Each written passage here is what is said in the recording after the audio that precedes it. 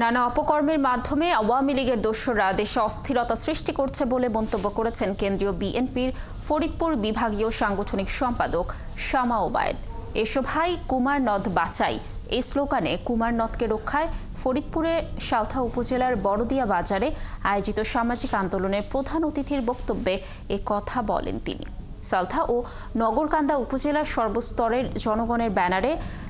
শালশা উপজেলা বিএনপির সভাপতি সিদ্দিকুর রহমানের সভাপতিত্বে অনুষ্ঠানে শামা ওবায়েদ আরও বলেন, যারা অপরিকল্পিত ও অবৈধভাবে বালু উত্তোলনের মাধ্যমে নদীর ক্ষতি করছে, নদী পাড়ের স্থাপনাকে হুমকিতে ফেলছে, তাদের চিহ্নিত করে আইনের আওতায় আনা হবে।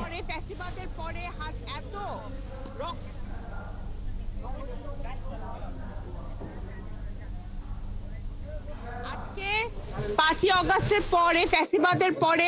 এত রক্ত ঝরার পরে এত নেতাকর্মী বিএনপির হাজার হাজার নেতাকর্মী গুম খুনের পরে